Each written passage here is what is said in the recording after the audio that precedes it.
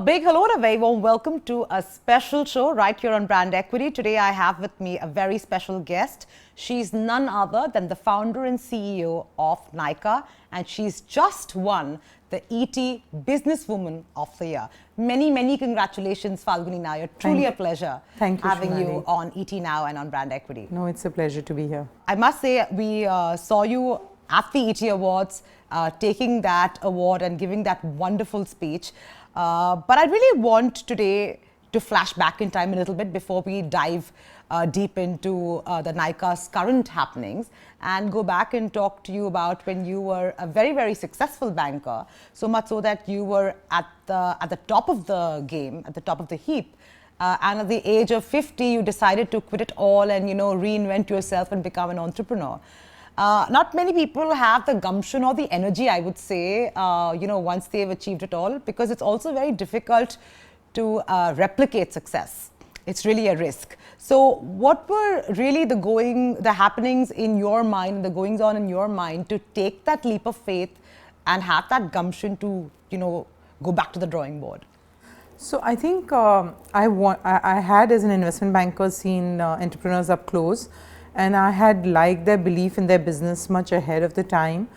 They believed in whether it was it was like a Disney-like studio created in India, which is what Ronnie used to say, or if it was something like multiplexes, which was a new idea then, and when Ajay Bijli was trying to roll it out, or even for that matter, a port in Kandla was a big who's going to port in Kandla didn't exist. Sure. It was So I think a lot of entrepreneurs believe in something ahead of the time, and then they really build it out against popular belief, and I think they are successful at creating something. And I wanted to do the same. I wanted to be an entrepreneur, believe in something and create something that others didn't believe in.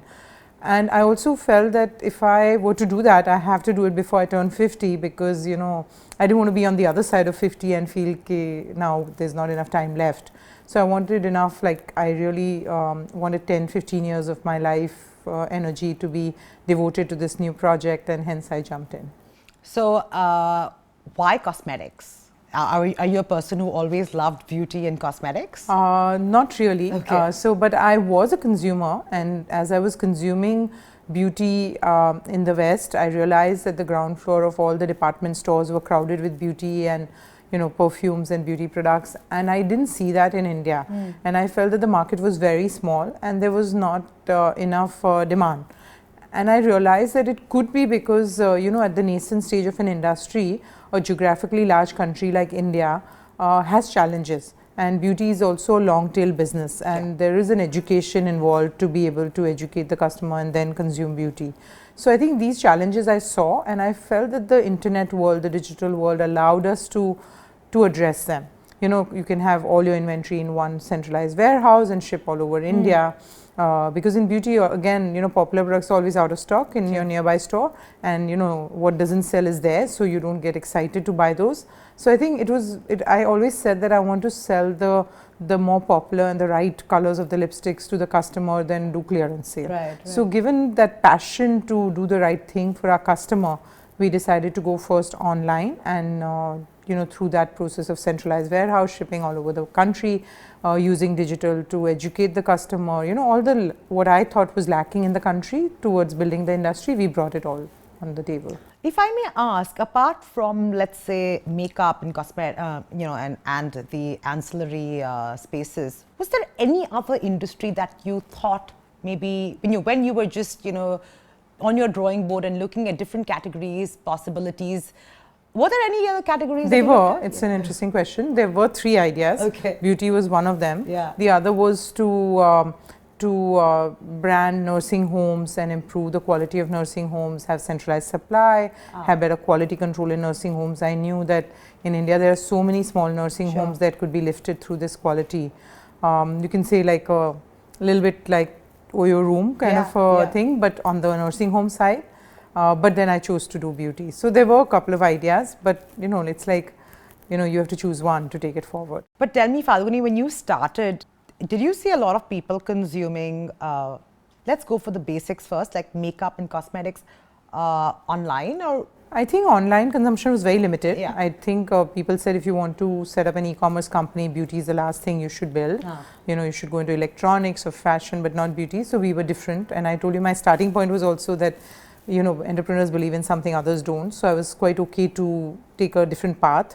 And I think we felt that the demand didn't exist because the education was not happening. So we brought a lot of education. So if you see our early website, right in the middle of the home, any important page, we would have content, you know, if how to choose right products for your hair. If you have frizzy hair, different products. If you have straight hair.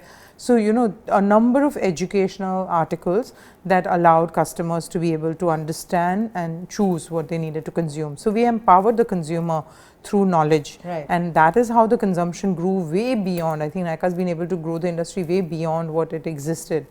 And mostly at the premium and luxury end. Yeah. So what would you say, like when you entered in 2012, what would have been the size of the industry then, and how much does it stand at today?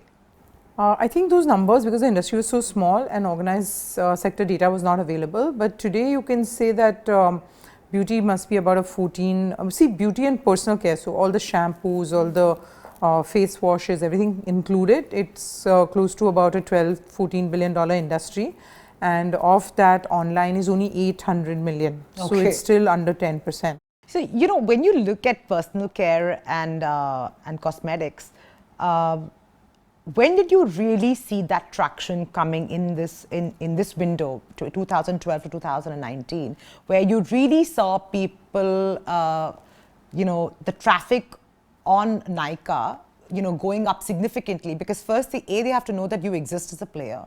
B, they have to try you. 3, they have to trust, you know, in the whole ecosystem per se. So when did you really see that inflection point? No, we had very early traction. If you do the right things from technology perspective, from brand perspective, and from what we call as assortment that we offer to our customers, you can get very early traction. So I feel when we first launched itself, like I think pretty much the first month of launch, we got 20 orders a day.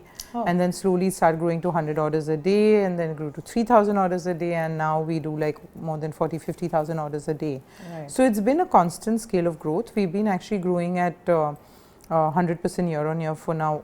I mean, you know, initial years we grew to 300% year on year, and in more recent times, last 3–4 years, we are growing at 100% year on year, even on a high base. So it's been a fantastic journey. I think consumer adoption of beauty has really gone through the roof. And again, I go back to it's not a push strategy. It's been more about educating the customer and customer wanting it and bringing the best of what the world has to offer. So we went to Korea and convinced the Korean brands to bring their products here because we had heard that Korean brands are great, and it was a big trend in the US, and we said, why not to India? And I personally went to Korea. We convinced all the Korean brands to do the work that was needed to bring their brands here. So you're talking about brands like SK2 and Innisfree and all of that? Innisfree and all of them. They were there in a small way in India, but you know, the Face Shop, the Innisfree, and a whole bunch of brands that are on the Nykaa website now. See, given what you're telling me, the fact that, you know, you saw traction from the very beginning, the fact that the market has so much opportunity and the current size is so small, there was technically for you no need to get into, you know, any real offline stores. There was no real need for you to even have expansion in terms of getting into apparel or launch Nykaa Men or any of that, or any of the extensions that you've made, or even actually start building your own in-house, you know, private labels. Why did you find the need to do all of these things when, you know, the opportunity for growth was tremendous with just what you had? No, we realized from the beginning that beauty is an omni-channel business. Even though consumers are happy to buy online, they do want to come into stores once in a while to either consult the store staff or to try the product or to try that shade of the lipstick that they're not so sure about, you know. They could be more sure about a nude shade, but they may want to try a more bolder shade, you know, and decide whether is that suiting them, you know. So we felt that there was a need for some stores, and we thought we'll just start with few stores. And as we started announcing our stores on social media, you know, we are very prolific on social media, customers wanted more. They started writing, come to this city, come to that city. So that has emboldened us. And today we are going with our stores to cities like Jammu, Bareilly, Guwahati, Bhubaneswar, Raipur. you name it, and Nykaa stores are going there. And that is truly coming from customer demand and need. Okay.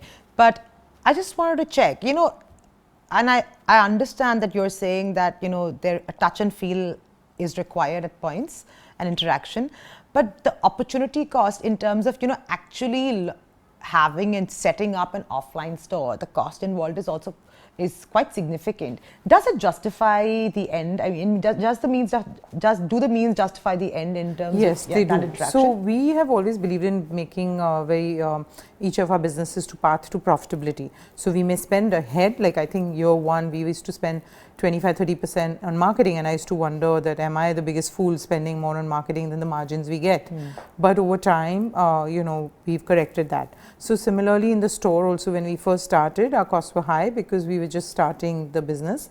But at this point, because the Nykaa brand and the offering that we give in terms of the brands in our store is so strong, we have large number of footfalls, we are in the right location. So we find that most of our stores are at the EBITDA break-even level at the store level within 6 months. Okay, typically some stores even in month 1, but definitely by the time 6 months comes, it depends if it's a new mall and new store where the footfalls are growing. So we are quite happy with how the way this is going, and we believe that by next year even our stores may become profitable. Okay. How would you look at, let's say, what's happening, you know, in the Western world with, you know, all the major retailers, really offline retailers who have then built online presence, all really struggling and having to shut down their flagship stores and so on and so forth, you know? I think, you know, you're talking more about the US, and it's at a very different phase of growth, and I think the retail penetration there was huge. I mean, if you like a brand, you'll probably see 30 stores of theirs in half a day that you're roaming around the city. So it was a very different type of penetration, and I think I can't speak for that because in terms of it's a very different country and the consumption habits are very different. But I think as far as India is concerned, we are talking about even now Nykaa's at 58 stores and we'll go to 180 stores. And there is a certain, and it's a geographically quite a large country. Like even our 58 stores are in 30 cities. So I think there is a clear need. I'm not saying that there is justification because under the rents are expensive and online has its own benefits. So there's probably not a justification to have in a small city like Nagpur 10 stores. Sure. But you know, the first store there is something that the customers are valuing because they also have a need to personally go and visit. But it's not a need felt by all customers. When we did research, we found out that about 15% of the customers buy only online, another 15% buy only offline, but it's the 70% in the middle that buy mostly offline, but once in a while they want to go to the store. I see. So, I mean, you probably fall into that, or I probably fall into that, where once in a while I want to go to the store, and at the time of going to the store, I probably embrace a new brand, and then over time, then if I'm convinced about the brand, I kind of pick it up online. You know, I don't see the need to go. Right. So would you then say, you know, when you talk, and not just offline, online and offline, when you're seeing, you know, new customers come in and really the real growth coming in, is it really coming from the smaller cities, which is where you seem to be also focused in opening stores? So the metros account for about 60% of our sales even now. Okay. And 50 to 60%. I'm not talking about 4 or 5 metros, I'm talking about 8 metros. Okay. So if you look at the 8 metros going all the way up to Ahmedabad, they account for a pretty large percentage of our sales. And then beyond that is all over India, tier 2 and 3 cities. But I don't think this is a category where the rural demand is very strong. I think there are categories where the rural demand is very strong. I'm aware of certain e-commerce companies where as much as 70% is from smaller towns. Sure. I think our category remains a very urban category.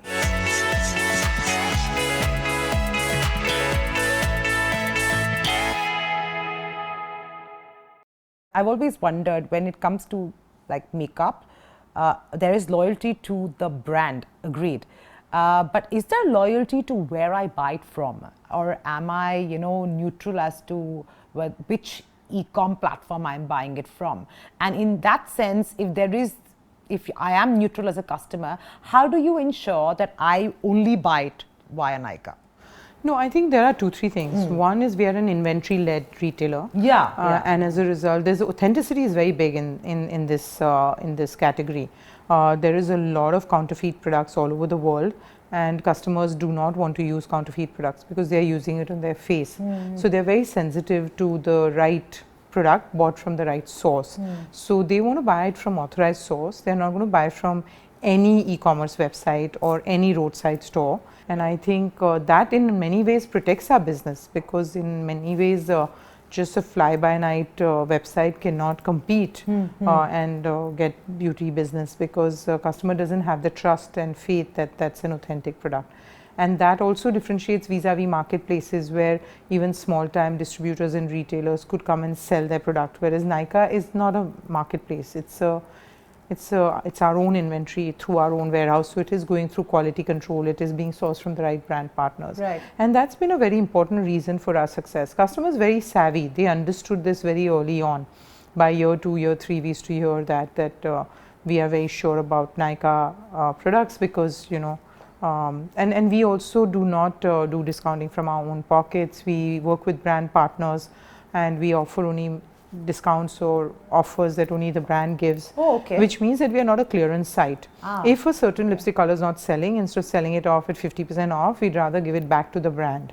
That's interesting. And just for the uninitiated and for my benefit, if you could just explain the inventory model that you follow, because A, I would assume, first A, explain it, and B, my second rejoinder would be that wouldn't it be a much more costlier model to adopt, more authentic, yes, than others, because you are investing in actually your own warehouses, and we have our own warehouses, and we of course carry the inventory, but we work on a 40-50 day inventory cycle, so the inventory carrying cost is not huge. Okay. This is not an industry where you do 9-10 months of inventory, so products move fast. And we do believe that against that warehouse cost that we carry, we offer customers really high quality products which are being handled by us and being supplied with authenticity from our own warehouse, so we can be sure about our authenticity. Right. So that's why when anybody asks that is this product authentic, we are very sure, because we are doing it from our own warehouse rather than being a marketplace. I think the costs are pretty much they are affordable within a retailer role. It's something I always felt that as a retailer, you must do some heavy lifting. If you don't do heavy lifting, then what value are you adding to your customers? And yes, we could do it because we became almost a monopoly. Yeah. In that sense, monopoly is the wrong word. There are other retailers, but we became the site or the destination of choice. And because of that, the customers are always buying at Nykaa, and then it becomes very affordable for us to do all this. Sure. But does it worry you that major e-com players are now looking at this particular vertical with a lot more focus and are actually also investing? Does it bother you? It doesn't, because of the kind of person I am. I feel that I'm quite inspired at the brands that are built, and if you look at whether Asian Paints or if you look at Fevicol as a brand, those companies have done the right thing, and they've stayed so ahead of the game that in an industry where there really nothing stops someone to come up with another paint brand or another, like a Fevicol kind of a brand, and they've just been so far ahead of any competition. If I ask you for another brand name similar to Fevicol, you won't know the name. Yeah, it is the category name. It's the category name. So I think in that sense, I think if you are very passionate about building your brand and category in a manner that you keep the customer at the center of your at the center of your thought process, and it's all about serving them better and making sure all their needs are fulfilled. But you also acquire 20dresses.com, and now your apparel business is in focus. There's Nykaa Men. Give me your macro picture from the founder point of view, and on where you see your Nykaa empire. And so we started with e-commerce, and we always believed in omnichannel. We talked about the stores and why we did that. We also I actually thought that there's a lot of brand proliferation in beauty, but that's why I felt that starting our own brand may not be such an important priority. But all retailers have their own brand, and with that we started our own brand, and to our surprise the customers embraced our brand. Again, 85% of our customers were women, and men also have grooming needs, and my belief is that going forward men are going to be very focused on their grooming. So it's a big industry now, and people are talking about it. We also feel that it's going to be a very big industry. And on our website, while we always sold men's products, we felt that the website screams for women, you know, like it's just filled with women-centric conversations. That's true. So we decided that we should have a separate website for Nykaa Man and a separate app and a separate communication strategy through an Instagram handle that talks to men. And on fashion, it was a similar thing. We felt that to ignore a category fashion when women in the age group of 18 to 35 are prime customer, you know, we felt that we must you know, we must address their fashion needs. And again, we heard from the customers that why don't you, you know, sell fashion, because they believe in us so much. They believe in our ethics as a retailer and things like that. So they were always nudging us. You know, our most loyal customers were always nudging us to go in that direction. And most people believe that fashion is a tough business. So not everyone was convinced. You know, from my investors to the board members to even some of the employees. But I believe that that's a way to grow. And kind of, I took 6 months to a year to convince everybody about it. And we started small. We started with a very narrow offering, which was more like Indian designers, you know, being offered on our website. And after about a year of doing that, we were more convinced about it. So we have more than 450 brands on the website, and that also will go to more than 1,000 brands. And private label is going to be a very important part of that. So we do have about 2 private labels right now. One is 20 dresses, which we acquired. And then we launch another private label called RSVP, which is for evening wear dresses. Tell me, what has been the most fascinating insights for you ever since you have launched Nykaa in terms of just consumer behavior? I think from consumer behavior, what I've been fascinated by is that consumers really care for honesty and authenticity. I mean, I'm actually just amazed at you know how you say you live by the right value system. I think even if the brands also live by the right value system, customers can see it, and they really respect that. Would you be comfortable sharing your revenue figures and we share our revenues every year, annual revenue. So I think last year we closed at 1,240 crore net revenue. I'm talking about net revenue, not the GMV. GMV is higher. And this year we have projected that this will grow at least by 60-70% minimum. So that is the guidance we have given. And what you said, you know, come March, April, I think our customers will be very excited about the plans that we've hatched. Physical retail, yeah. Could you shed some light on what we will? So we have 2 formats. One is the Luxe format, where we provide a number of Luxe brands, but we provide pretty much the full offering of those Luxe brands. And that's a very expensive model because I think in smaller towns, there may not be as much of a demand towards the Luxe products.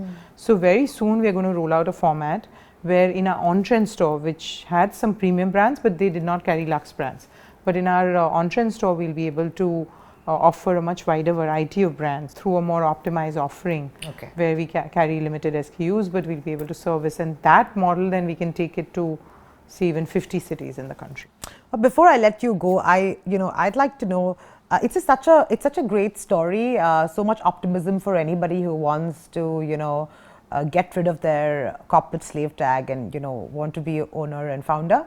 But I do want to ask you, during your entire journey so far, has there been a point or a story that you want to narrate where you felt that, oh my God, what did I do? Is this really worth it? But you slogged it out, and it was really a better morning or a better week, and those were just passing thoughts, because that can really help some people who go through that phase. In the corporate India, I worked for many years. I mean, I worked for like 19 years at Kotak, and before that, another 7-8 years in consulting.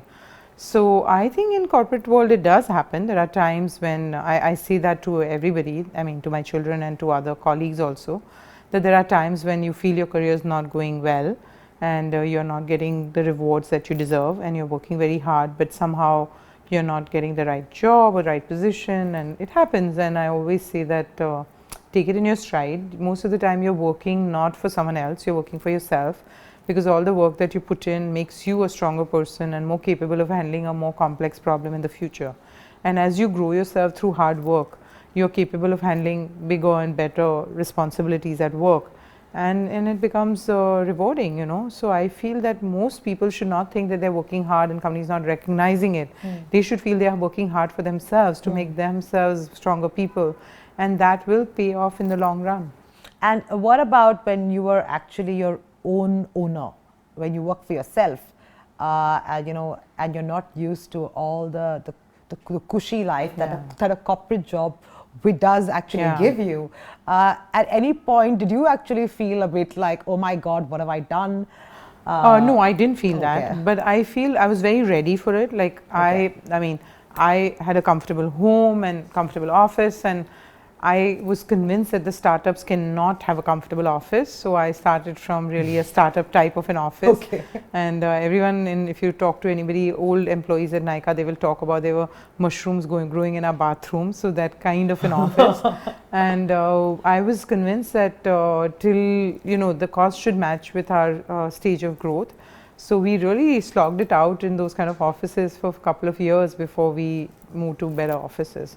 So and I feel that that is very important to realize that you need to do what is right for the business, because if you stay in fancy office and you say you want to keep your cost structure under control, it doesn't happen.